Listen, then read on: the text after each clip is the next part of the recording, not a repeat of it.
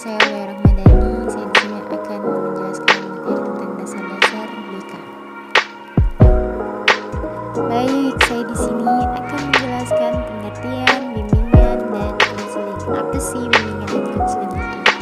Bimbingan dan konseling itu adalah proses interaksi antara konselor dengan konseli, baik secara langsung maupun tidak langsung, dan dalam rangka untuk membantu konseli agar dapat mengembangkan potensi dirinya ataupun memecahkan permasalahan yang dialaminya.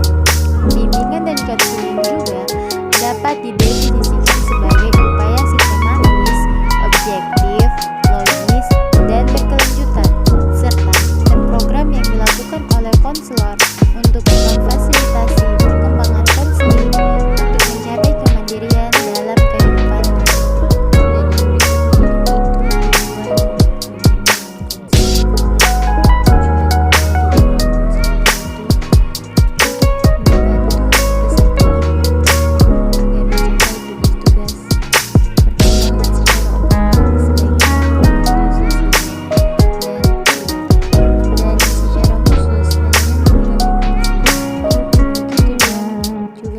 Berikut. 1. Merencanakan kegiatan penyelesaian studi, perkembangan karier, serta kehidupan peserta didik di masa yang akan datang. 2.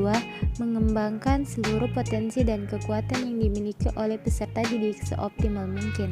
3. Menyesuaikan diri dengan lingkungan pendidikan dan lingkungan masyarakat. 4. Mengetahui hambatan dan kesulitan yang dihadapi peserta didik dalam studi penyesuaian dengan lingkungan pendidikan dan masyarakat.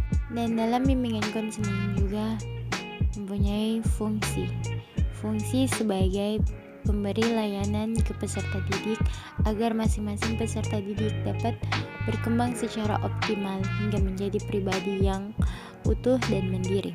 Fungsi-fungsi dalam bimbingan konseling dijelaskan sebagai berikut. Yang pertama yaitu 1. Fungsi pemahaman. Apa sih fungsi pemahaman? Fungsi pemahaman yaitu fungsi bimbingan dan konseling yang akan menghasilkan pemahaman tentang sesuatu oleh pihak-pihak tertentu sesuai dengan kepentingan perkembangan peserta didik.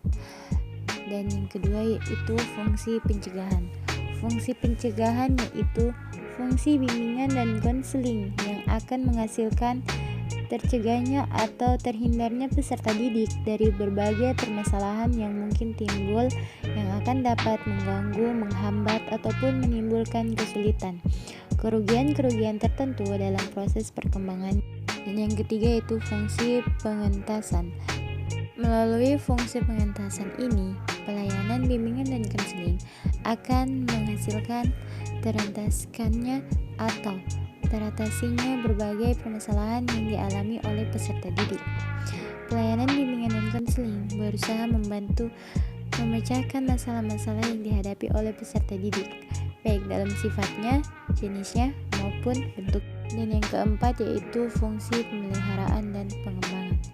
Fungsi pemeliharaan dan pengembangan adalah fungsi bimbingan dan konseling yang akan menghasilkan terpeliharanya dan terkembangkannya berbagai potensi dan kondisi positif peserta didik dalam rangka perkembangan dirinya secara terarah, mantap, dan berkelanjutan. Yang kelima yaitu fungsi advokasi. Fungsi advokasi yaitu fungsi bimbingan dan konseling yang akan menghasilkan teradvokasi atau pembelaan terhadap peserta didik dalam rangka upaya pengembangan seluruh potensi secara optimal. Baik, yang selanjutnya yaitu asas-asas bimbingan dan konseling. Asas-asas bimbingan konseling terdiri dari yang pertama yaitu asas kerahasiaan. Apa sih asas kerahasiaan itu? Asas kerahasiaan ini menuntut dirahasiakannya segenap data dan keterangan tentang peserta didik atau klien yang menjadi sasaran layanan. Dalam hal ini, guru pembimbing berkewajiban penuh memelihara dan menjaga semua data dan keterangan itu sehingga kerahasiaannya benar-benar terjamin. Dan yang kedua yaitu asas kesukarelaan. Asas kesukarelaan yaitu jika asas kerahasiaannya benar-benar sudah tertanam pada diri siswa atau klien, maka sangat dapat diharapkan bahwa mereka yang mengalami masalah akan dengan sukarela membawa masalahnya itu kepada bimbingan untuk meminta bimbingan. Dan yang ketiga yaitu asas keterbukaan. Asas keterbukaan yaitu bimbingan dan konseling yang efisien hanya berlangsung dalam suasana keterbukaan. Baik klien maupun konselor harus bersifat terbuka. Keterbukaan ini bukan hanya dari bersedia menerima saran-saran dari luar, tetapi dalam hal ini lebih penting dari masing-masing yang bersangkutan bersedia membuka diri untuk kepentingan pemecahan masalah yang dimaksud. Dan yang keempat yaitu asas kekinian. Asas kekinian adalah masalah individu yang ditanggulangi adalah masalah yang sedang dirasakan, bukan masalah yang sudah lampau, dan bukan masalah yang akan dialami masa mendatang. Asas kekinian juga mengandung pengertian bahwa konselor tidak boleh menunda-nunda pemberian bantuan. Dia harus mendahulukan kepentingan klien daripada yang lain. Yang kelima yaitu asas kemandirian. Asas kemandirian dalam memberikan layanan bimbingan hendaklah selalu menghidupkan kemandirian pada diri orang yang dibimbing. Jangan sampai orang yang dibimbing itu menjadi tergantung kepada orang lain, khususnya para pembimbing atau konselor. Keenam yaitu asas kegiatan. Asas kegiatan itu adalah usaha layanan, bimbingan dan konseling akan memberikan buah yang tidak berarti bila individu yang dibimbing tidak melakukan kegiatan dalam mencapai tujuan-tujuan bimbingan. Hasil-hasil usaha bimbingan tidak tercipta dengan sendirinya, tetapi harus diraih oleh individu yang bersangkutan. Yang ketujuh yaitu asas kedinamisan. Upaya layanan bimbingan dan konseling menghendaki terjadinya perubahan dalam individu yang dibimbing, yaitu perubahan tingkah laku ke arah yang lebih baik. Perubahan tidaklah sekedar mengulang-ulang hal-hal lama yang bersifat monoton, melainkan perubahan yang selalu menuju ke suatu pembaruan, sesuatu yang lebih maju. Kedelapan yaitu asas keterpaduan. Layanan bimbingan dan konseling memadukan berbagai aspek individu yang dibimbing. Sebagaimana diketahui, individu yang dibimbing itu memiliki berbagai segi. Kalau keadaannya tidak saling serasi dan terpadu, justru akan menimbulkan masalah. Kesembilan yaitu asas kenormatifan.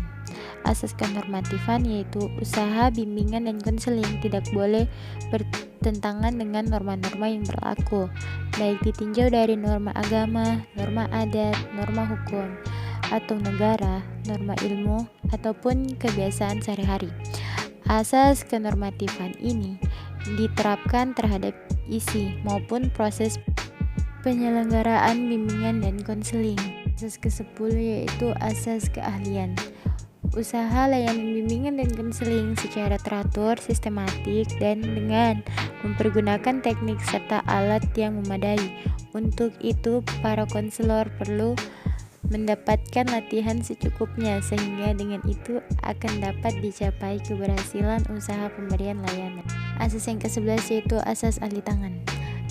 Asas ini mengisyaratkan bahwa bila seseorang petugas bimbingan dan konseling sudah mengerahkan segenap kemampuannya untuk membantu klien belum dapat terbantu sebagaimana yang diharapkan, maka petugas ini mengalih tangankan klien tersebut kepada petugas atau badan lain yang lebih ahli. Dan asas yang terakhir yaitu asas tutuwuri handayani. Asas tutuwuri handayani yaitu asas ini menunjukkan pada suasana umum yang hendaknya tercipta dalam rangka hubungan keseluruhan antara pembimbing dan yang dibimbing.